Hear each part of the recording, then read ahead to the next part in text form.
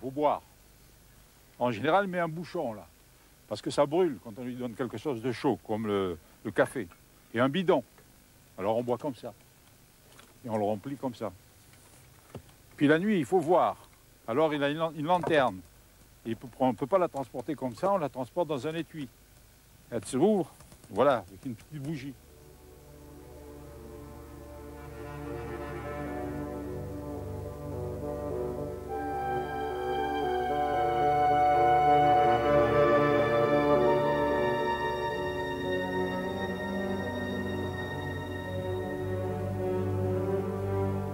Ça, c'est des grenades. Ça se jette à la mer. Et si vous en trouvez sur un champ de bataille quelconque, il ne faut jamais y toucher, parce que celles-là, elles sont inertes. Comment je ne vous les aurais pas apportées. Mais vous voyez, elles n'ont pas explosé, justement. Et celles que vous trouverez, elles n'auront pas explosé. Mais la sécurité, par le lancement, aura disparu. Donc, elles sont très dangereuses. Et même si vous donnez un coup de pied, vous risquez de vous retrouver dans un autre monde. Toucher le tissu, c'était une éponge. Au bout de 20 minutes, une demi-heure de pluie, le type, il avait encore quelques kilos dessus le dos. Et quand ça gelait, eh ben, il était dans une boîte de conserve. Hein. C'était tout rigide. Alors qu'est-ce qu'ils faisaient les soldats? Ils coupaient leur capote. Vous voyez, la capote, c'est comme un manteau. Il a coupé. Pourquoi? Pour pouvoir avancer le pied. Hein. Et quand c'était de la boue, ça pesait. Et quand ça séchait, la boue, ça rendait encore ça tout à fait raide. C'est-à-dire, c'était le martyr en permanence. Voilà. Monsieur, ils étaient pas gênés, les gens, avec tous ces kilos sur eux? Eh oui, qu'ils étaient gênés. Et il fallait les transporter.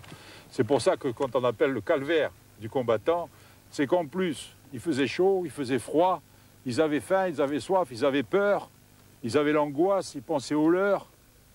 C'était tout un drame. C'est ce qu'on appelait l'enfer à Verdun. L'enfer de Verdun, c'est ça.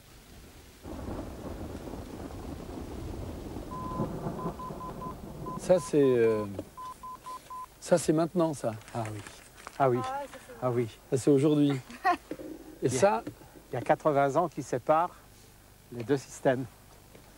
Bon, alors on a commencé. Il faut absolument des communications. Il faut que les chefs puissent communiquer avec les soldats pour leur donner des ordres. Alors les forts ont tous été équipés d'une table comme ça. Il n'y avait pas de téléphone. C'est en 1875 que ces appareils-là sont apparus. C'est un Morse, Monsieur Morse, qui a inventé le code qui encore actuellement est utilisé. Point, trait, hein, ou point, point, trait, trait. Puis, en 1910, les civils ont eu ça. Voilà. Et les militaires, au début de la guerre de 14, ont été prendre dans les réserves des PET, à ce moment-là, beaucoup d'appareils. Hein. La région de Nancy, par exemple, a sorti 6000 appareils pour les militaires avec un téléphone civil, voilà, comme ça. Puis après, il a fallu obligatoirement avoir des téléphones quand même plus pratiques. C'était pas pratique, on ne pouvait pas le porter. Tandis que là, c'est mis dans des boîtes. Hein, on remballe le poste et puis tout est refermé. Et voilà, dans des boîtes. On appelait avec la manivelle et il courait avec le fameux système qui est en bas, sur lequel il y avait le fil. En plus. Voilà. Le fil était enroulé là-dessus, et il courait, et hop, il déroulait le fil. Et ça, il faisait ça sur 500, 100 mètres pour établir les communications, parce que c'était indispensable. Surtout que bien souvent, il y avait de l'infanterie et de l'artillerie. L'artillerie tapait au-delà de l'infanterie de façon à ce que tout soit démoli devant eux, de façon à ce que les soldats aient moins de pertes possibles. Et il fallait absolument que l'artillerie soit au courant de l'avance des soldats, parce qu'autrement, la propre artillerie des soldats allait leur taper dessus. Ils auraient reçu nos propres obus. Hein, alors donc, il fallait qu'ils soient absolument avancés de 10 mètres, avancés de 10 mètres, avancés de 10 mètres, et le canon arrivait à tirer comme ça, puis comme ça, juste devant eux. Juste devant eux.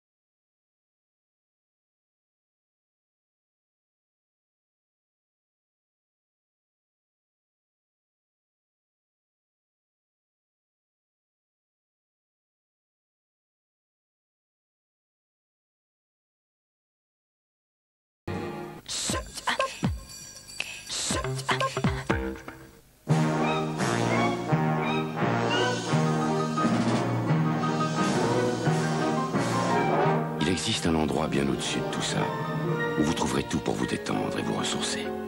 Le calme, avant et après la tempête. United Airlines, un coin de soleil au-dessus des nuages.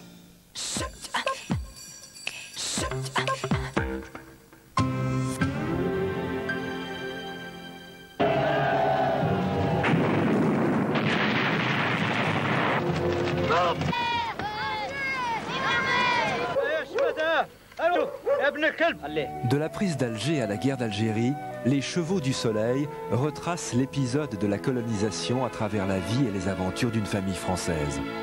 Retrouvez la célèbre fresque de Jules Roy, adaptée par François Villiers, avec Maurice Barrier, Denis Manuel et Catherine Rouvel. Une série historique et romanesque, Les Chevaux du Soleil, cette semaine à 17h sur la 5e.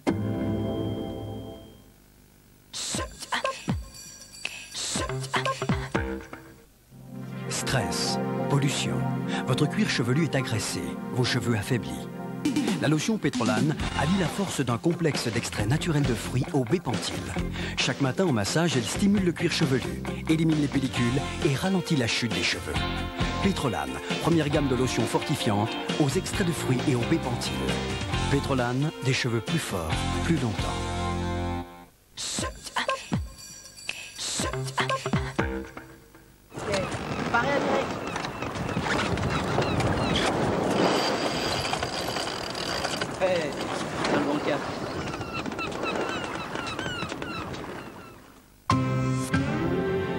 Quelques rendez-vous cette semaine sur la 5e. Lundi à 13h30, The Endless Summer. 2 jeunes surfeurs sillonnent le globe à la poursuite de l'été. Mardi 15h40, les jardins du monde. Verdoyants, luxuriants, les jardins de campagne. Mercredi 14h30, l'histoire du cinéma français. Une nouvelle vague se dessine à l'horizon. Jeudi 14h30, Notre siècle, 1980-1990, agonie du communisme et récession en Occident. Vendredi 17h, Les Chevaux du Soleil, d'une guerre à l'autre, le paradis perdu, dernier épisode. On résume ces quelques rendez-vous.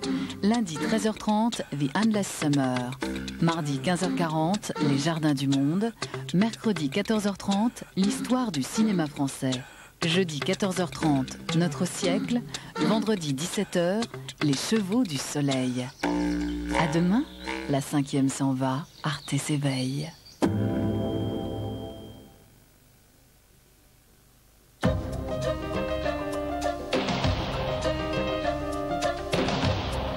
Bonsoir, il est 19h et vous êtes sur Arte.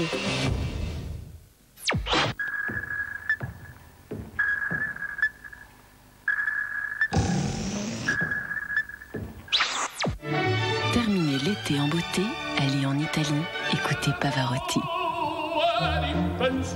Sous la direction de Abbado et depuis la ville de Ferrare.